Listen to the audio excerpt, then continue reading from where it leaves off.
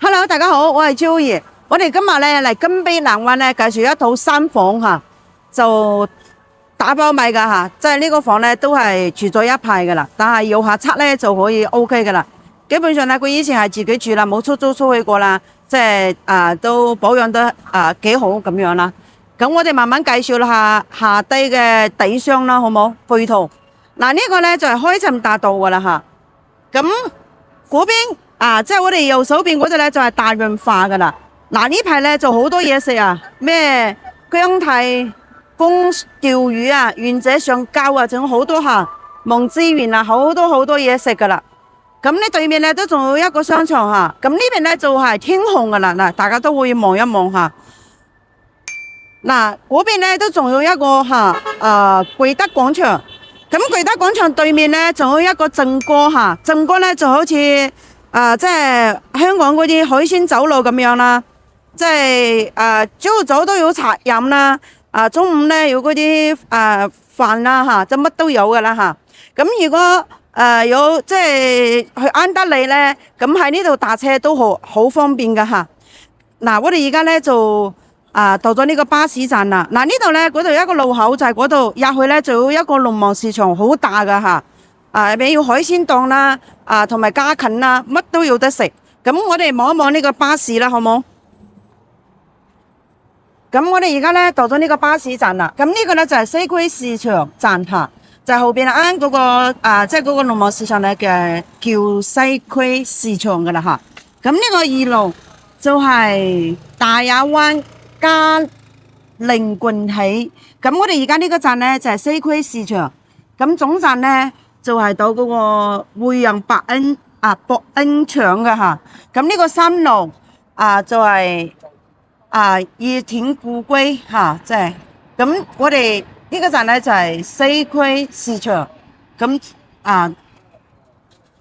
到義田故居嘅吓，咁呢個咧就係白路奧圖吓，咁到邊度咧？咁我哋呢個站咧就係西區市場，總站咧就係山和醫院噶啦呢度係128B，就係下一村。咁我哋呢度咧就係西區市場總站咧，都係就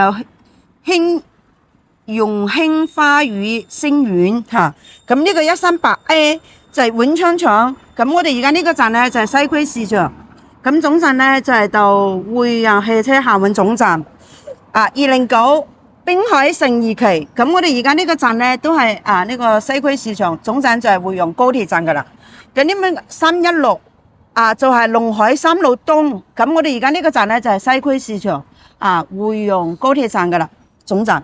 咁嗱呢度嘅配套啦，交通配套係非常方便噶。如果去人民醫院咧即係喺呢度搭滴滴過去咧，即係唔使10蚊雞就到噶啦，即係幾分鐘啦，就係5-6分鐘咁樣啦。如果坐巴士咧，都要10零分鐘咁樣吓。咁我哋事不宜遲，上去望一望呢個花園啦喎。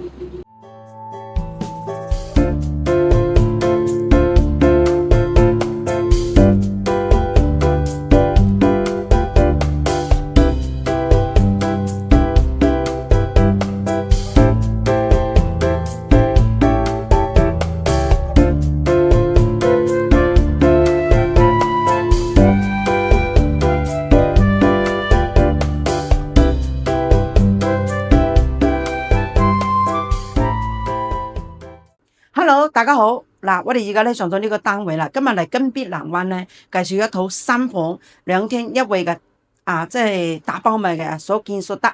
呢啲房咧都係住咗一排啦吓，以前都係自己住嘅，即係而家就想賣咗佢啦咁樣。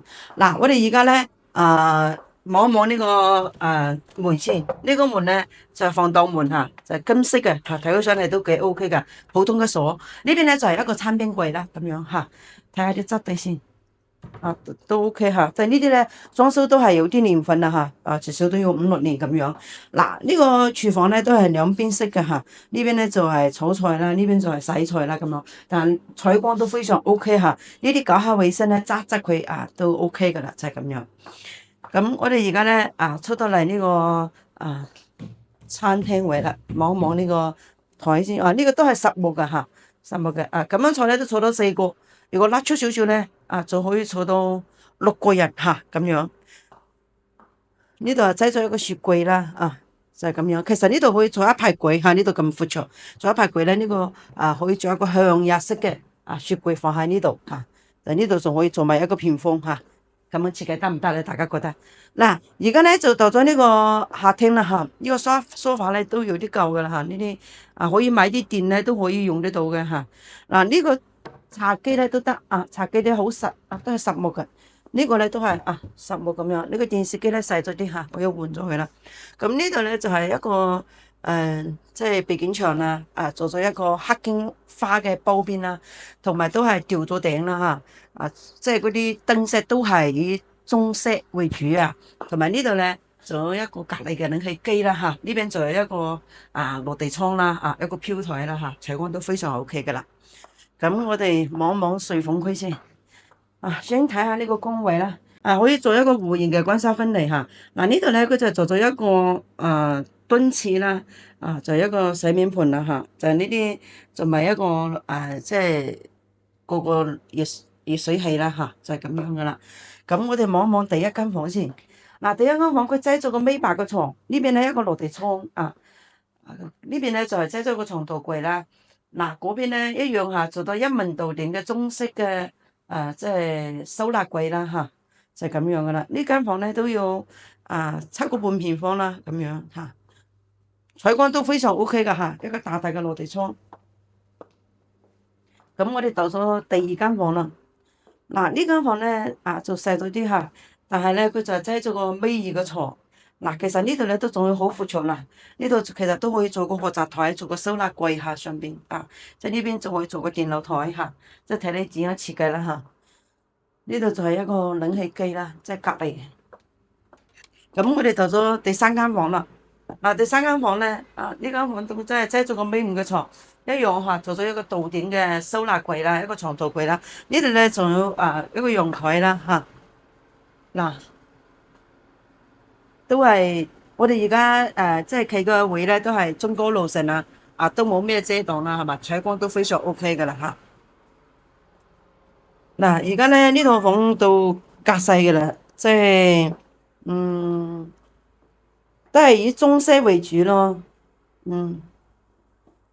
最緊要呢度咧呢個位置好就係咁樣。咁呢個咧就係83個平方，就53萬3房2廳1衛嘅，首付就10萬蚊，貸款就43萬，預供咧就1935蚊。呢個開價咧即係53萬咧都係業主開價，呢啲都仲可以有得傾噶咁大家覺得呢套房點樣中唔中意下低留言如果對呢套房感興趣咧，上方加我微信或者係WhatsApp，我哋包借包送嘅喎。咁我哋呢一集就係咁樣先啦，下一集見啦，拜拜。